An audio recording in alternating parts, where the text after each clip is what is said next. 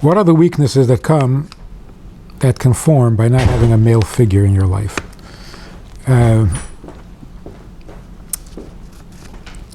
Over-mothering can be a problem. If you have only a mother figure, that becomes your main focus, and it's a little too much. It's not balanced by a male figure. So what can possibly go wrong? You become a little too soft, a little too feminine. Because your mother tries to be a father too, which doesn't make it any better. And you should tell her that you don't need her to be your father. She can relax and back off a little, because all she's doing is over-mothering. She's not being a father, and it's frustrating her too. Generally, when you don't have a father, you have to kick back to your grandfather. Find out as much as you can about him, or go all the way back to the Eibishter, who claims to be a father to those who are fatherless. So in some way, God steps in. Other than that, if you don't have a father, then obviously you can do without. Because if you couldn't do without, then you would have one. So when the Rebbe, remember when those wounded soldiers came to the Rebbe, and the Rebbe told them that they shouldn't call themselves crippled; they should call themselves special. What is the explanation? What makes them special? Everybody has a purpose in life. To fulfill your purpose in life, you need certain talents or certain abilities, strengths, functions. Imagine you call a guy in to fix the air conditioner in your house. Guy pulls up with a truck full of tools. He comes in strapped like a soldier, things hanging from all sides. He's got all these tools, with a bag of tools, with a belt of tools, and he is going to fix this thing, and he's got every kind of tool in the world. You know he's not very good. A guy walks in, you need your air conditioner fixed? I'll fix it. And he's got a screwdriver. He can fix anything with a screwdriver. Now this man's talented. This guy's special. We need all sorts of things to fulfill our purpose. We need to be able to walk, talk, hear, see. What about a guy who can't walk? Is he not going to fulfill his purpose in life? He will. Without feet. Now that's a talent. He doesn't have a truckload of functions. He's got limited functions. And with these limited functions, he succeeds as well as anybody else who has feet. Maybe even better. What defines a healthy relationship?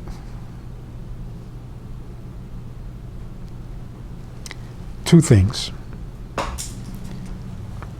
Kindness, generosity, and respect. Two people who are kind can live together.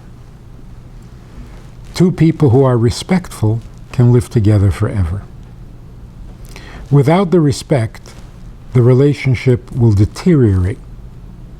Because once you lose respect, it gets nasty. But with respect alone, you wouldn't bother getting together.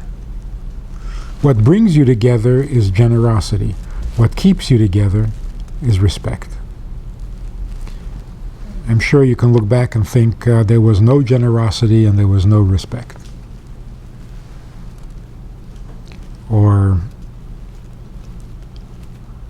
one was generous and the other was not. How do you break negative habits taught to you as a child?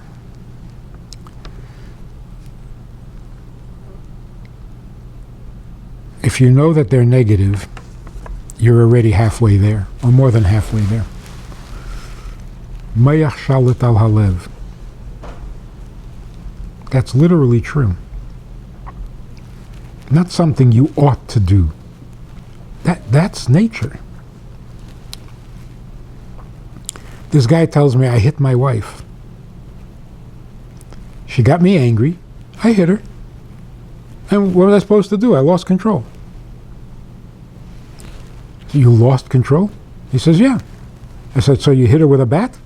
He says, don't be crazy. Right? I said, so you didn't lose control. Why didn't you hit her with a bat? I mean, if you want to make an impression, hit her with a bat. Don't be crazy. So even when he loses control, he's not going to hit her with a bat. So what does it mean he lost control? He gave himself permission to lose this much control, but not more. Which means he didn't lose control. He gave himself permission. Because hitting her with his hand is kind of acceptable in his own mind. Not with a bat, don't be crazy. He gave himself permission to lose this much control, but not more. Which means he didn't lose control. He gave himself permission. Because hitting her with his hand is kind of acceptable in his own mind. Not with a bat, don't be crazy. If you lost control, why didn't you just kill her? No, because that's crazy. Well, when you lose control, you're crazy. So you didn't lose control. So when we do things that we know are bad, if you know they're bad, you don't do them. No, I know they're bad, but I keep doing it. You're giving yourself permission. Otherwise, what your mind does not give permission for, you do not do. In fact, you don't even feel. He never even felt like hitting her with a bat. Because that's crazy. Who decides that it's crazy? Your mind. And because your mind decided that it's crazy, your heart is not going to go there. So if the heart does go there, it's because you don't really think it's crazy. You just think it's second best. Of course, I really shouldn't hit her. But once in a while, I got to hit her. And that makes sense to you, and that's why you do it. So if you really know that it's a negative habit, if it was really negative, it would stop immediately. The problem is that because it's a habit and because you've done it so many times, it doesn't seem so terrible. That's why it's going to continue. But if you can convince yourself this is really bad, then it stops. You never go where your mind doesn't allow you to go. Unless you're truly insane. Which means your mind has lost all control.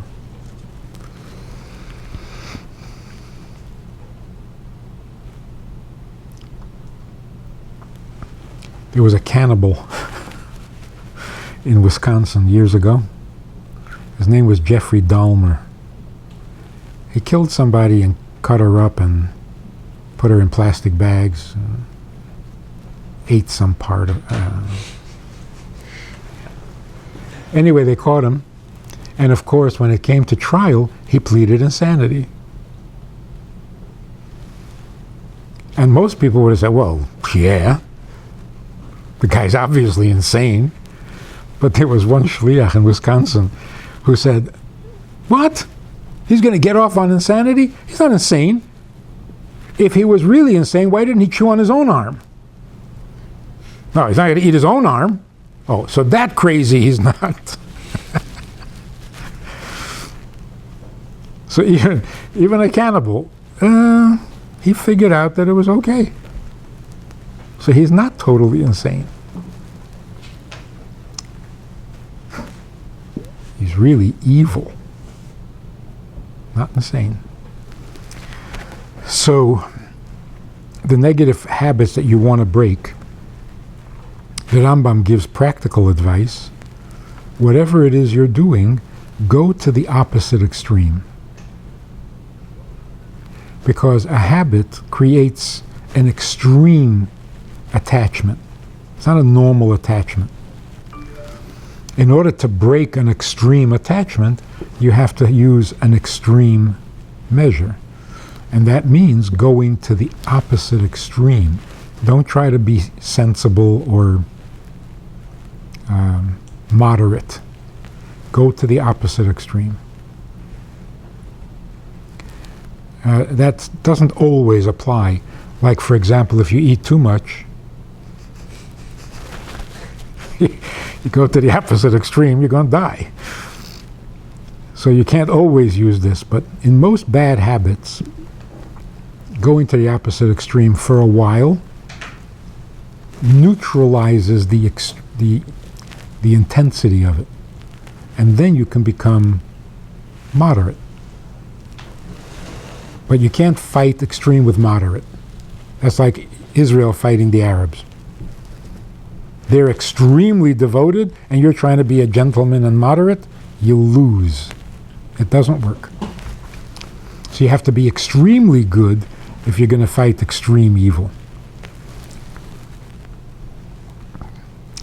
What would you say is the most important thing in finding a mate? The most important thing is that you have to find your mate, not a mate. A mate is available for money if you want. You don't want to find a mate. You want to find your mate. And you can't do that. The Eibishter has to make it happen. The question is, when you're sitting with somebody trying to decide whether you want her to be your mate, what should you be looking for?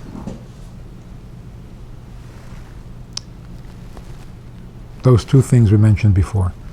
Generosity and respect. The biggest issue that makes difficult, bad dates and engagements that break up is that the guy is very impressed with the girl and can't think of a single reason not to marry her.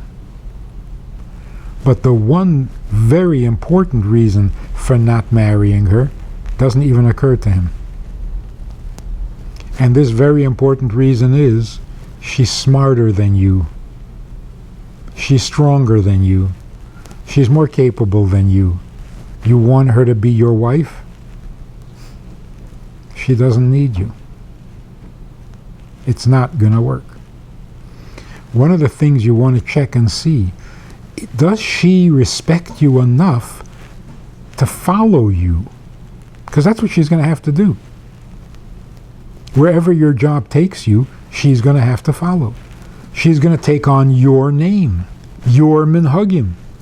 She has to be able to follow you happily, willingly. She isn't going to do that if she doesn't respect you. So when a guy calls me and says, I'm going out with this fantastic girl, she's smart, she's good, she's great, she's capable, she runs the whole yeshiva, she raises money, she's rich, I don't know why I'm hesitating. Oh, I know why. I wouldn't marry her. But she doesn't need you.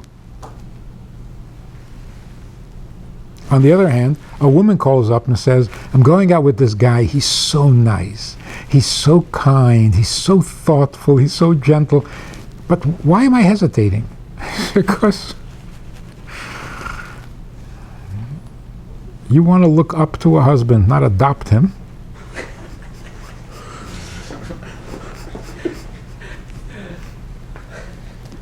You're attracted to him because your motherly instincts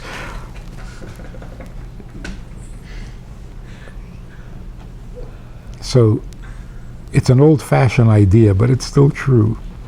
A woman has to be able to follow her husband. No matter how smart she is, no matter how rich she is, she needs a husband that she was willing to follow for whatever reason. But if she is thinking, well, we'll share. sometimes his opinion, sometimes my opinion. Well, that's not a marriage. It's not a marriage. It's a lifelong debate. It's miserable. So the thing you have to look for again is generosity and respect. And does she indicate that she wants to follow you?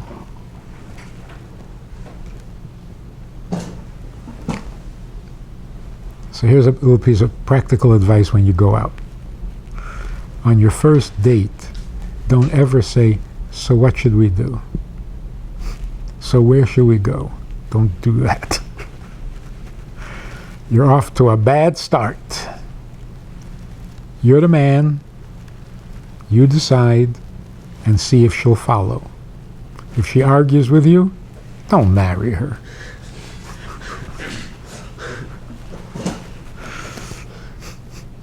Oh, why do we have to go there? Can't we go there? Fine. Go. I'm going home.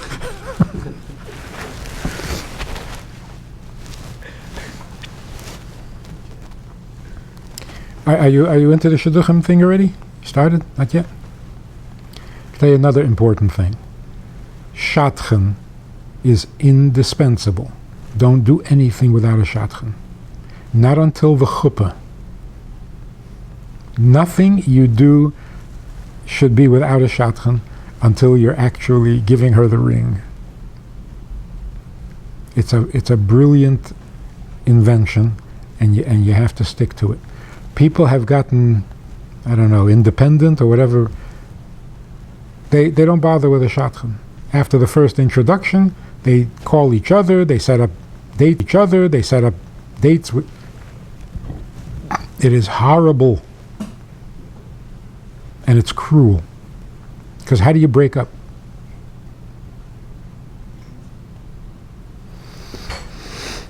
You go out, you sit down, and you tell her that you don't want to marry her. This is so cruel. Because she's going to ask you why, and you're an honest guy, so you're going to tell her, and she'll be traumatized for the rest of her life. It's really cruel. With a shadchan, there's a buffer. The shadchan calls up and says, I talked to him and he's not interested anymore. Why? I don't know. It's much more humane. Also, what happens is they go out 5, 6, 7, 8, 10 times and the girl says, well, I'm ready. Now what's he supposed to do? Propose? She already said yes, and he hasn't asked her yet. So now he feels like a total fool. First of all, because you gave me the answer before I asked you. And secondly, oh, you make up your mind faster than me? So you don't really need me, do you? It's no good. With a shadchan, you don't propose and you don't say what's going to happen until the shadchan checks it out and says, yes, now is time. With a shadchan, it never happens that you propose and she says no. So always use a shadchan, as distasteful as it may be. But it's a good thing.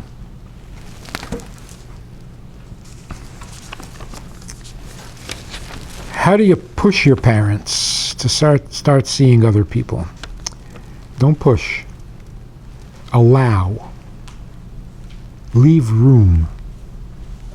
It's not your place to push. Unless you're a shadchan.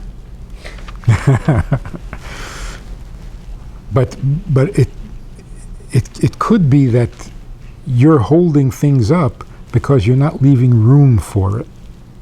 You're trying so hard to be your mother's best friend, you're not giving her room. So leave room. Don't monopolize the whole conversation. It says people of divorced parents are not confident in themselves. How do they build it? Confidence is a good thing, up to a point. Too much confidence is ridiculous. too much arrogance will destroy every relationship. People from divorced parents have a strength that others may not have, and that is humility. You're not arrogant. Use that to your advantage, because not everybody has that, and it's a very good thing. So don't think about what you're missing. Think about what you have, that you have more than others. Divorced parents don't take away your confidence, but divorced parents do make you humble. So use it. Humility is in many ways stronger than confidence. A humble person doesn't get hurt. Confident people always get hurt because they run up against something that they're not good at. So you build up your confidence. Yeah, I'm good, I'm capable, and then you try something that you're not capable, and you're back to zero. So confidence can be a very superficial thing, whereas humility is real. A humble person doesn't get offended so easily. A humble person doesn't get discouraged so easily. A humble person doesn't offend others and turn others off. It's a very positive thing.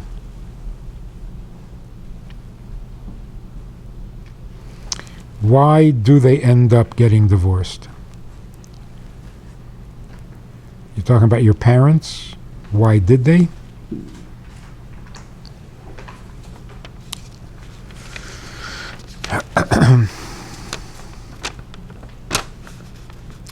We know so little. Remember there was this book and documentary, What the Bleep Do We Know? We know so little. What came before? What's going to come next?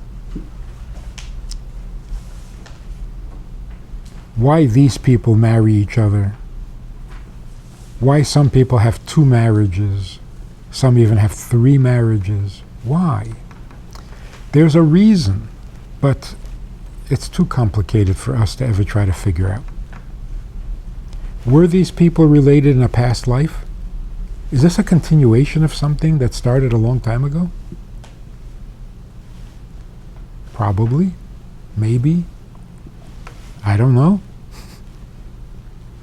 So we don't need to figure it out. We just need to know that there is a reason. And what the reason is isn't going to make much of a difference. But if you think there's no reason, you're killing yourself. Then life is a game, and the world is a jungle, and nothing makes any sense. So there is a reason, and that's reassuring, and that's what we need to believe, and we need to know. What the reason is, maybe we're better off not knowing. Maybe the reason is Lashon Hara. Relationship skills. How to nullify ego. How do I know the girl that I marry is the right one? And what is love? Ooh.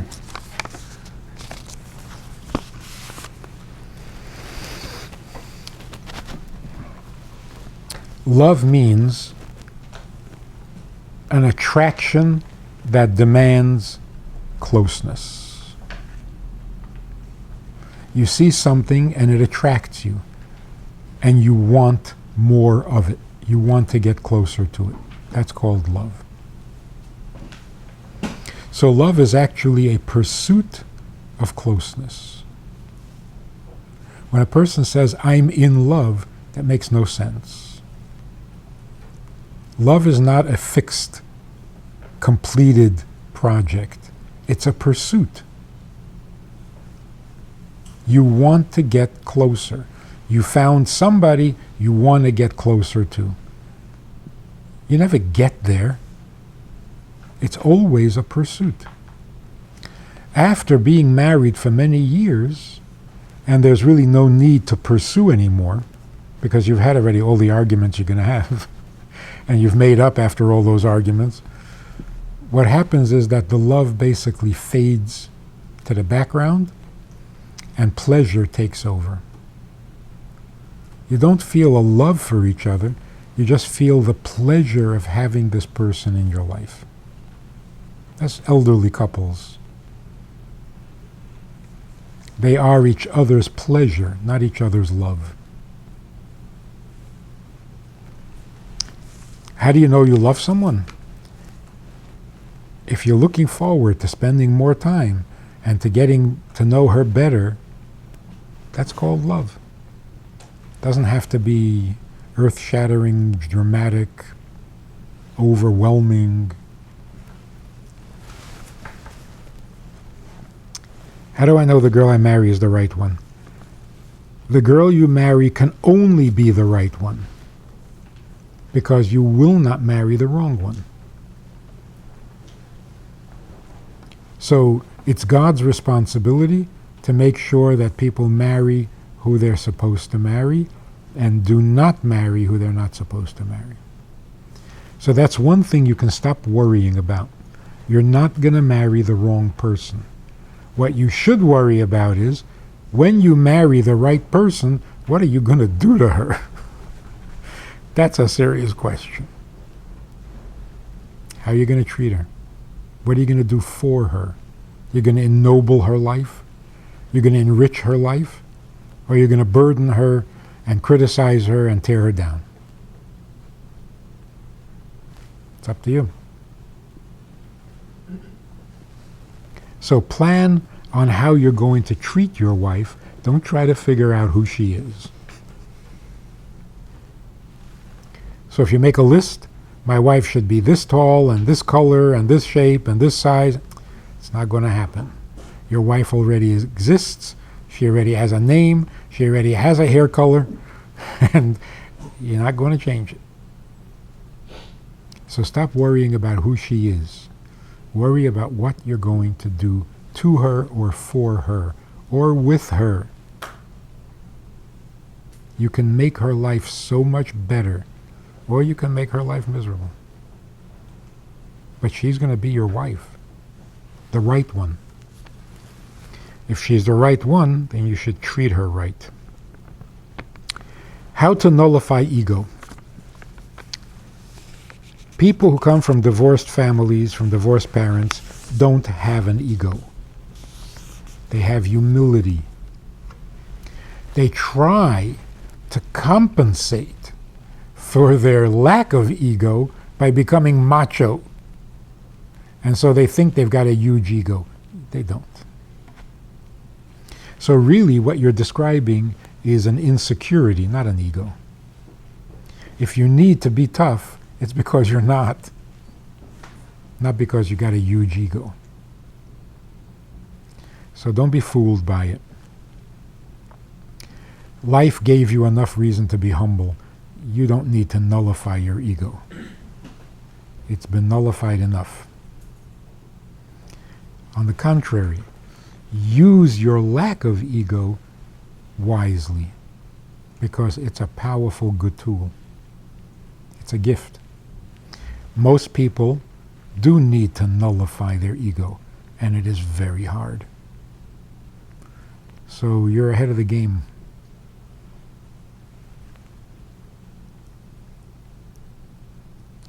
Relationship skills. That's a scary phrase. Do you have any relationship skills? Oh, I don't know. It's so intimidating. I got a couple of friends. Does that count? Not everybody hates me. This is really an intimidating question. What's a relationship skill? Say, hey, he's a nice guy. Oh, relationship skill. No, he's just a nice guy. He doesn't need skills. He's good. You see, if you're really wicked and you want to have a good relationship, you need some skills. You got to lie well. You got to cover up well. You need skills. If you're a nice guy, you don't need skills.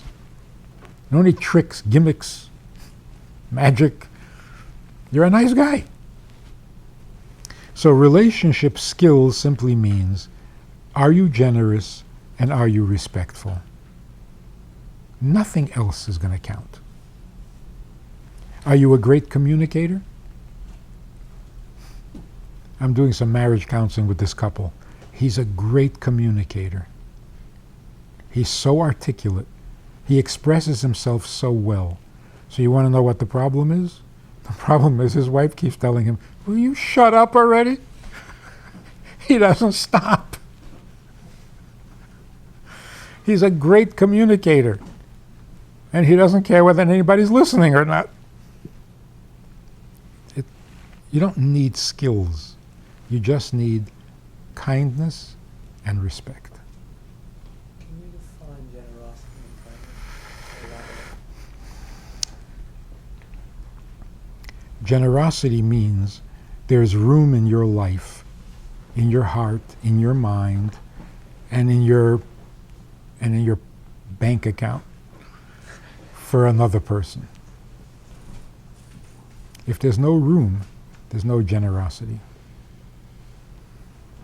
Now, to make room for another person in your life, you first of all have to be unsatisfied with yourself. If you're very busy with yourself and you want to find yourself and you want to develop yourself, then don't marry anybody. There's no room for anybody else.